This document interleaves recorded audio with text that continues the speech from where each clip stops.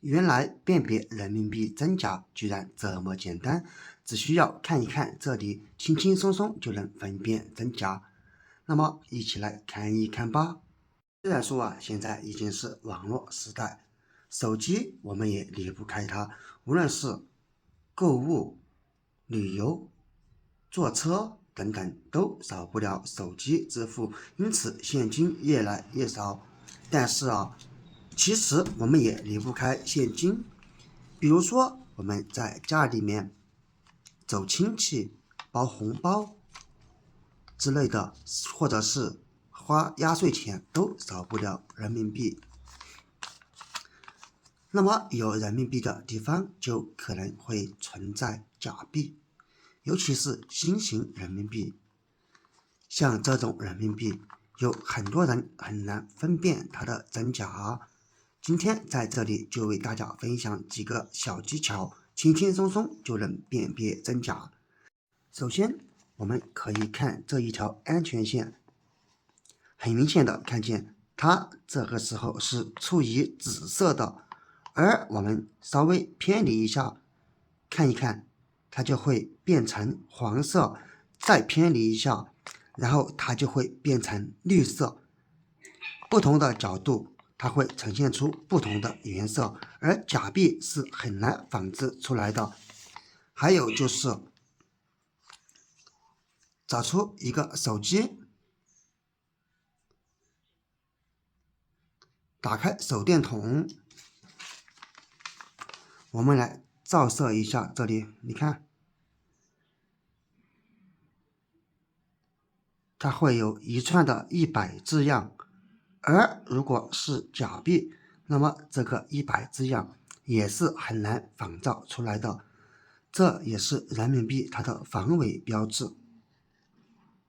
当然了，还有我们最常使用的方法，就是通过用手这样觸摸，也是這個手勢的來源，就是這裡，你摸這個毛爺爺10這裡，它會呈現顆粒感，非常的明顯。而如果你摸的時候沒有出現這種顆粒感，那麼這張錢它可能就是假幣哦。這個方法也是我們現實中最常使用的一種辨別真偽的方法。接下來還有這個空白位置，你看這裡很明顯有一個頭像，沒錯，這裡也是毛爺爺的頭像。如果你看不清，那麼也可以利用燈光這樣來照射，你看有一個非常清晰的毛爺爺頭像在這裡。而如果這裡沒有毛爺爺的隱藏頭像，那麼這張人民幣它就是假的了。並且像真人民幣看一看，它是非常清晰的，而假的也有可能非常的淡，因此也可以通過這個位置來辨別人民幣真假。當然，我們除了用眼睛看之外，還有手動方法。有哪些手動方法呢？我們接着往下看。首先是對折，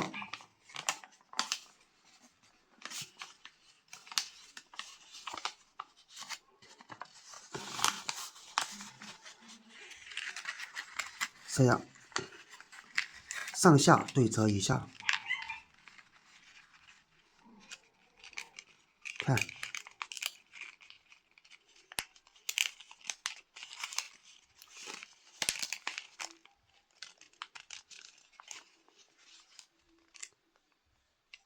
它就會呈現出一個完整的圓形，同時圓形中間也會呈現出一隻非常漂亮的火鳳凰鳥，也非常的完整，對吧？除了這樣對折法，也可以這樣對折，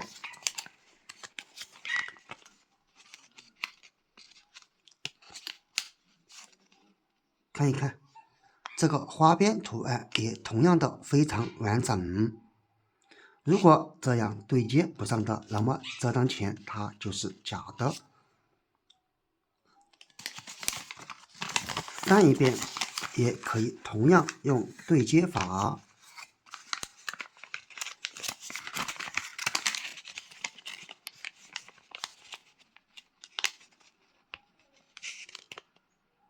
看，同樣可以得到一个非常完整的图案。当然了，我们还可以借助工具，比如说我们准备一张白色的纸巾，用纸巾在人民币上来回这样摩擦，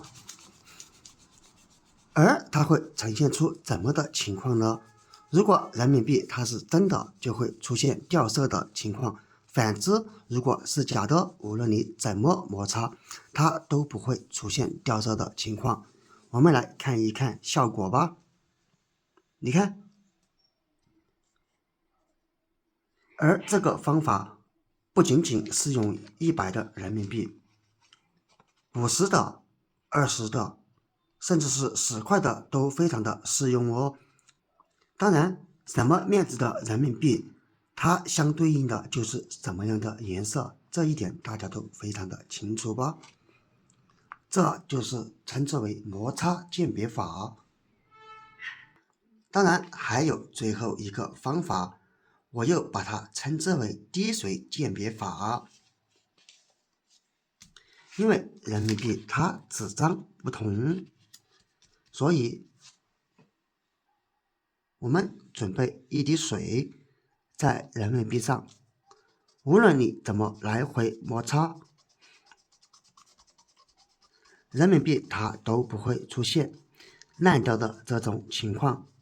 我相信很多朋友都遇見過吧？比如說在洗衣服的時候，人民幣忘記摸出來了，把它扔在洗衣機裡面，就算用洗衣機洗上2個小時，人民幣拿出來以後，它只是被打濕，並不會出現任何破壞的現象。反之，如果你兜裡面不小心裝了一張紙巾之類的，那麼洗完衣服過後，每一件衣服上面都會沾染了紙巾的碎屑，這就是人民幣它紙張與普通紙張不一樣的區別。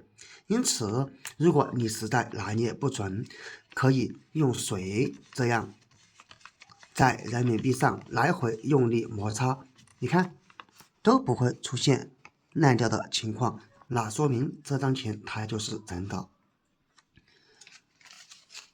以上幾個方法都是非常實用的辨別真偽的方法。你還知道更多其他好用的方法嗎？可以在下方評論區分享出來哦。